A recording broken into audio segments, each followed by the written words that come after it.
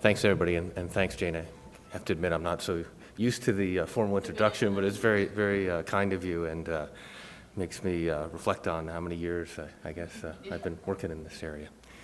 Very nice. So thanks also to providing me the opportunity to come and talk with the group here today. And today I just wanted to walk through some general issues and antimicrobacterial drug development and some thoughts in the area. Share those thoughts with you, and some of these are just ideas that sort of in the spirit of sharing some ideas with the group and see what folks think, recognizing that this is in essence how the field moves forward. It was very encouraging to hear all the comments that folks have already made about the important work that's been done and the advances that have been made.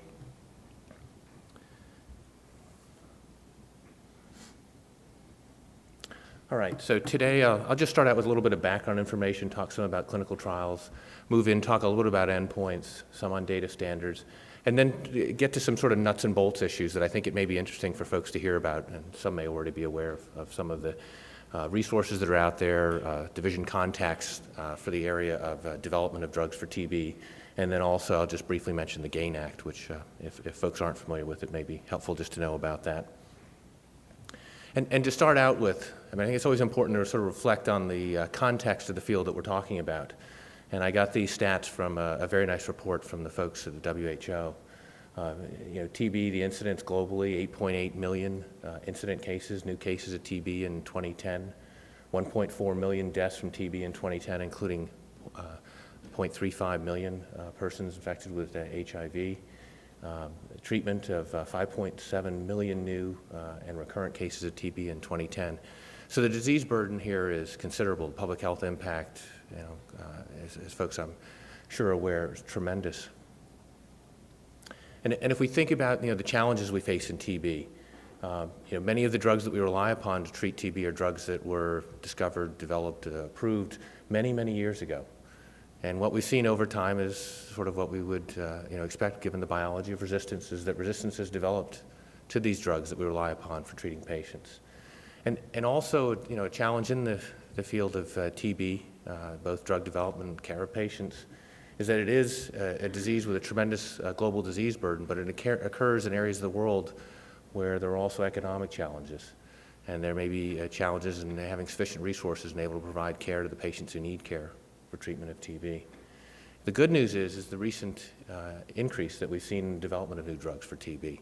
And credit to this group, credit to all the folks in the room who are here today in making that happen. I thought it was valuable, and as I prepped for the talk, I went back and looked to see what the drugs are that are FDA approved for the treatment of TB, and you'll see a number of very familiar drugs. This slide has the drugs that are generally sort of first-line indications, if you will, for the treatment of TB. Remarkable is the number of drugs that we have here that we rely upon, the important role that they've had in treating TB. We know about the development of resistance to these agents. And what I also try to do, but it's a little tricky to get to the actual dates of approval, but that's a project that I've got listed for myself to continue to work on. I'm sure many of them date to many years back. The next slide here are drugs that, as you look down, you'll see the indications start to trend more towards second-line indications. So, a very sort of reasonable position for these drugs in the historical context, and drugs that we've had to increasingly rely upon to treat patients who have resistant TB, needing options to treat them when they have resistance to what typically would be a core regimen. Now, not on this slide are some of the drugs that are approved for treatment of other infections and that folks are having to turn to. And in that setting too, I think, it tells us a couple of things. One, that we do need more options, and also for those options that are approved for other uses, the value of trying to study them a little bit more to understand how they work and to best characterize both how they might be used in treating patients for TB and also informing on the adverse effects they may have. I put this slide in here too also just to note the couple of fixed dose combinations that are out there and approved, and also to provide some historical context too. The typical route of development of drugs for TB is development of the singles and then developing fixed dose combinations subsequently. where possible, the agents were approved based upon the findings of similar serum levels. That when that wasn't the case, the use of data to show the activity of the drugs and similarity with the singles was the approach taken. And we've also heard today the discussion about the co-development guidance document of investigational drugs. Recognizing what's going on in the field of TB with the development of multiply drug-resistant and extensively drug-resistant tuberculosis, that in fact there may be changes to the old paradigm where in fact two investigational drugs are developed in combination as sort of a first step rather than as the later step in TB drug development. Now I'd like to just try and step through TB drug development as you think of early stages and on through to the phase 3 clinical trials. As far as the preclinical work, I wasn't going to talk too much about the toxicology. We have a wonderful group of toxicologists that help us in working through the appropriate tox studies to study before an agent starts trials in humans, and then subsequently to further characterize potential for carcinogenicity if it's a drug that's going to be used longer term. I did want to mention briefly just some of the preclinical work that can be very important in picking rational regimens of TB drugs to study, both looking at the activity of a new investigational drug and the activity of how a drug may fare in combo. And we heard Carl talk about this, and I think the work that's being done is really tremendous. And if you think about the number of drugs that are out there, the number of combinations that are possible, it's mind-numbing. And so how do you make rational choices in picking regimens to carry forward, recognizing the tremendous investment and time that's involved in a phase 3 clinical trial? So I think the work that's being done is really tremendous. It's a very rational and well-informed way to try and approach TB drug development. And Carl showed some of that. And we've also heard discussion of the potential for hollow fiber to inform TB drug development, another key area to help to move things along and facilitate development in a rational fashion, given the myriad choices that one faces. As far as early phase clinical development, sort of an extension of the theme of, how can we best be prepared for phase 3? How can we understand the activity of a new investigational drug? EBA studies is certainly one way to try and do that. When doing an EBA study, it's also critically important that there's adequate patient protections. The patient population that's enrolled in these early phase trials are ones that would not be at undue risk for development of resistance or already having resistance, maintaining really just short durations of therapy in order to minimize risk.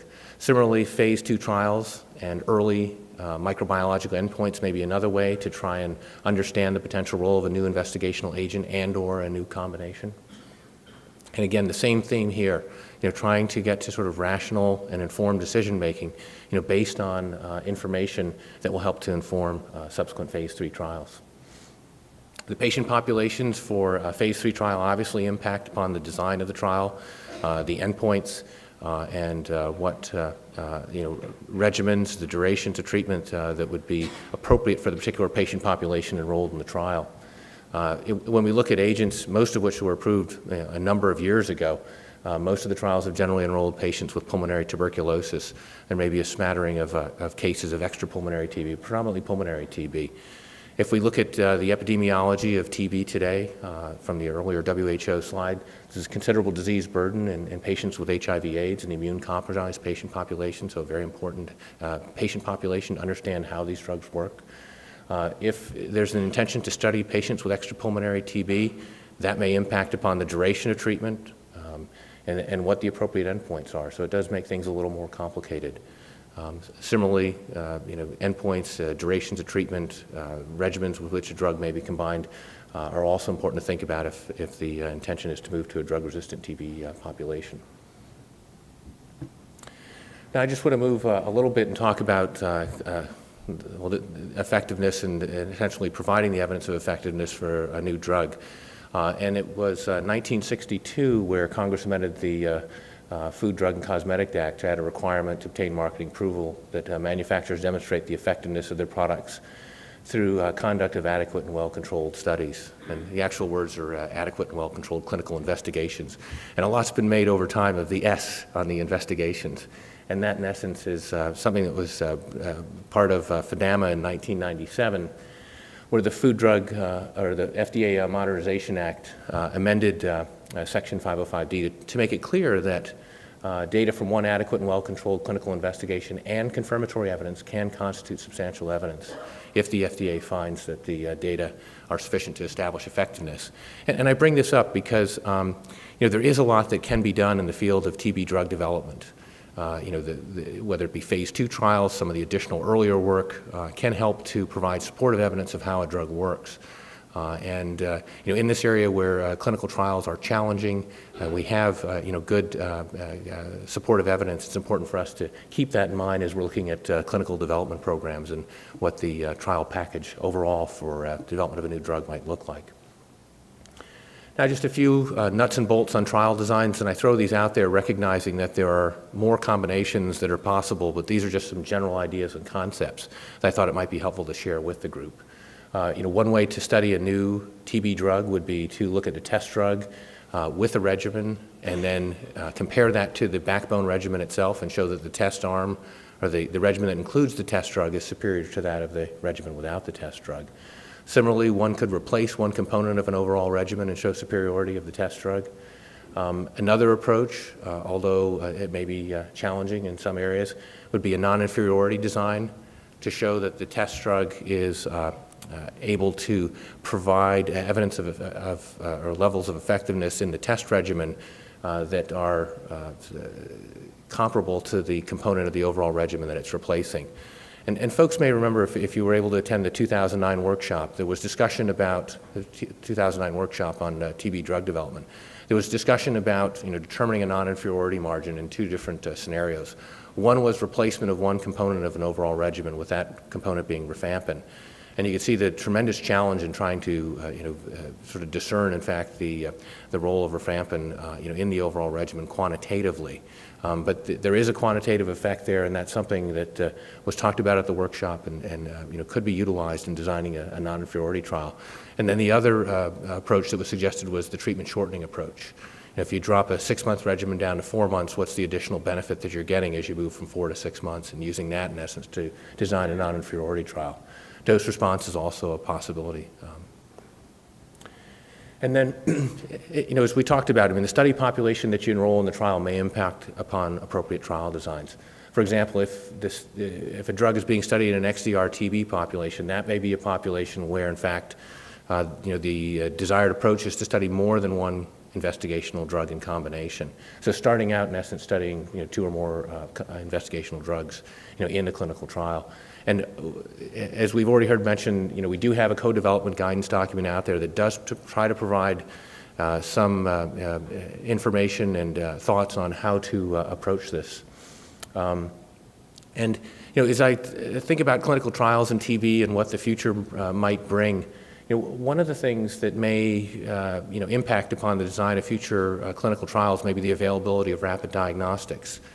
It may become more challenging, in essence, to show superiority if we have greater knowledge over the infecting strain and its susceptibility in a patient population. So it's something to think about. And I'll come back to this a little bit when I talk about endpoints and throw out some ideas there of something we might utilize as we think towards the future of TB clinical trials.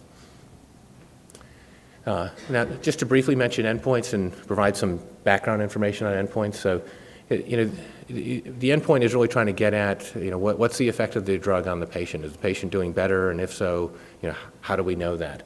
If we look at the CFR to see what it says about endpoints, it talks about methods of assessment of a subject's response that are well-defined and reliable. And that the protocol of the study should report the results, should explain the variables measured and the methods of observation criteria used to assess response. And I contrast this some with a surrogate endpoint. And the surrogate endpoint is defined as a laboratory measurement or physical sign that's used in a therapeutic trial as a substitute for a clinically meaningful endpoint that's a direct measure of how a patient feels, functions, or survives. So in essence, the surrogate is something other than how a patient feels, functions, or survives that's intended to assess how the patient is doing overall in response to the treatment. So a clinical endpoint, as we talked about, is an endpoint that assesses how a patient feels, functions, or survives. And for TB studies, traditionally what we've looked at are endpoints of relapse, recurrence, or death during and after treatment. And usually that's assessed out to, either 12 or 24 months. As we've looked at the data, for patient follow-up, as you get beyond 12 months, you do start to see increasing rates of patient loss. So, obviously efforts to try and retain patients can be helpful, but there also may be diminishing returns going beyond the 12-month time point, given some of the issues with trying to retain patients. And I've described this as a clinical endpoint, but I also recognize here too that if we're talking about relapse, it probably is a patient who's had, a culture turn positive for TB. So, the distinctions are not entirely perfect, if you will, between clinical and microbiological. And for the future, so just thinking towards the evaluation of clinical response, if in fact, many different regimens may achieve, high response rates later on, it may be difficult to, in essence, improve upon that response rate at a later time point. So there may also be value in trying to understand what the effects of a drug are early on in a patient. It may be that new regimens, are able to improve the patient's condition early on, but ultimately after, multiple drug therapy, after multiple months, things may not be so, the distinctions may not be so large later on. So this is just a thought and something to, to think about. And I know Joe's going to be talking some a little later on today about endpoints and bringing up this topic of trying to look at patient response. And something I think to think about here a little bit is also the role for earlier endpoints. And it is something that has been used in other therapeutic areas too. So microbiologic endpoints, traditionally, the positive sputum culture turning negative on solid culture media. We've already heard some about liquid culture media, and the midget device that's out there that is cleared or approved by CDRH.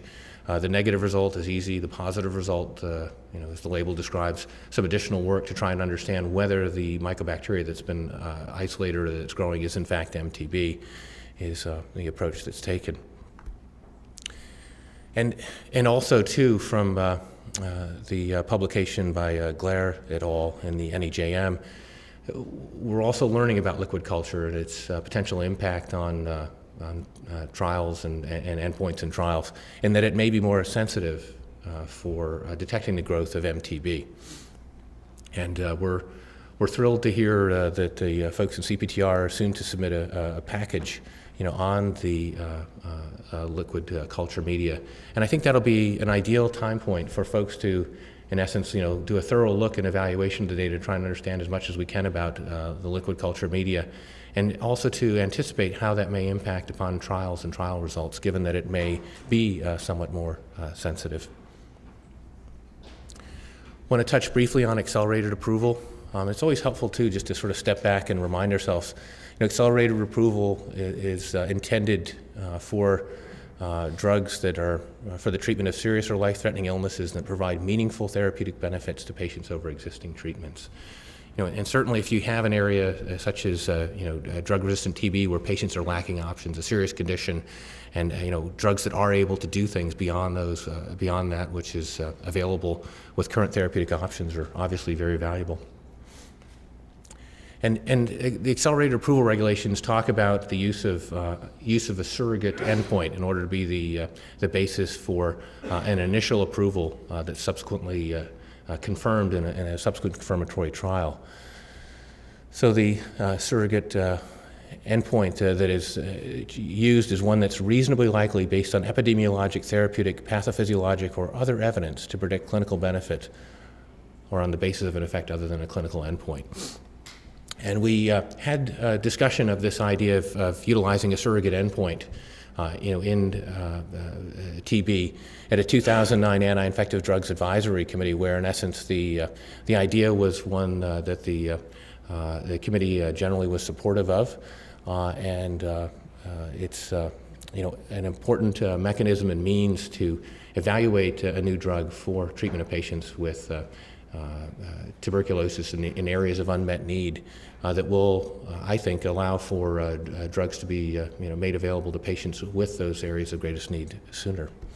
Subsequent to an accelerated approval based upon a surrogate endpoint is the confirmatory trial to confirm the benefit that's seen based on the surrogate endpoint. And I just want to sort of step back for a minute, and this is a little more sort of philosophical, if you will. Thinking about antimycobacterial drug development. Some of these thoughts too. It's interesting, that the area of traditional traditional antibacterial drug development. We're facing a number of challenges there, and many of the lessons learned, thoughts, ideas are also probably applicable to the antimycobacterial drug development area. So I put down a few thoughts here about what most folks would want. I think there's probably little disagreement with this, but a robust pipeline of new antimycobacterial drugs, especially drugs with new mechanisms of action. So drugs that would still be, still have activity, still be effective in treating patients, even if there were resistance to other agents. We all want very precise characterization of safety and efficacy. And if you could study it in pulmonary TB, extrapulmonary TB, study it in diverse patient populations, that would all be sort of the ideal. We'd like to have an ongoing development program so that agents are already available, so that when drugs develop resistance to other agents that we already have something on the shelf that's already approved and been studied and available. And so this idea of little uncertainty. And then if we think about what actually is realistically achievable, we recognize, sort of the realities with which we are faced in drug development. And it may be that not all of these goals are achievable. So it's probably appropriate to sort of step back a little bit and think about appropriate balance of risk and benefit and how this may impact upon antimycobacterial drug development. It's also important, when thinking about TB trials, to take into consideration some of the practical limitations and feasibility of what can be done in a clinical trial. And part and parcel with this too is, is to think about ways that we can actually do things better. Are there ways that clinical trials can be done more efficiently? So, recognize the practical limitations, but continue to try and improve to the extent that that's possible. And I think we all recognize that the decisions that are made about the types of clinical trials that should be done to evaluate a new drug, and will ultimately impact upon the availability of new compounds in the future, and also what we do know about those compounds. As I mentioned earlier, it's very encouraging to see the ongoing development of TB drugs that we are seeing right now, and we look forward to the development of new safe and effective antimycobacterial drugs. And if we think further down the road, new drugs are out there and available. It'll be essential that the drugs are used prudently and that they are used appropriately in order to slow the rate at which resistance develops to these new drugs that we'll be relying upon. It may provide particular benefit for patients who don't have options, and the role of programs such as directly observed therapy in order to be able to preserve their utility. And this idea too of taking into consideration degrees of unmet need, public health, benefits, overall risk and benefit is something that's embodied in our Subpart E regulations within the IND regs, or Subpart E within the IND regulations. And it talks about the purpose of this section is to establish procedures designed to expedite the development, evaluation, and marketing of new therapies intended to treat persons with life-threatening and severely dissipating illness, especially where no satisfactory alternative therapy exists. So something that's, these overall concepts are in fact embodied in the regs. So looking forward, and if we think about drug development, the development of new safe and effective drugs, new options, would be a wonderful thing for patients. But we have to recognize too that at the end of those development programs that, all the questions that we might want answered may not be answered by the clinical trials. And so, looking forward, this may be situations where sponsors may choose to do additional studies to look at, additional durations of therapy, studying their drugs in particular combinations with other agents, treating TB at other sites of infections, and that's sort of, anticipating that the data will be largely from patients with pulmonary TB. So these are additional things, and I think it's important to, continue to recognize the value of having a new drug potentially, being studied and being available to treat patients for TB, and recognize that there will always be important questions to continue to work on. Safety, just a brief comment. It's important to characterize the safety of a new TB drug, and it helps to inform healthcare providers about what they might anticipate and how they might avoid or mitigate the risk of a new TB drug if the safety's been well characterized. As we all know, I mean, a number of the drugs that we use for treatment of patients with TB do have some noteworthy either side effects or drug interactions. And as we think about development programs, it's important to keep in mind that the overall size of the safety database, the degree of uncertainty that may be left with regards to characterizing the safety of a drug, should be balanced with the degree of unmet need that the drug is potentially able to address. And just to contrast this, a drug for treating patients who have many disease options, one would probably be less willing to tolerate uncertainty there.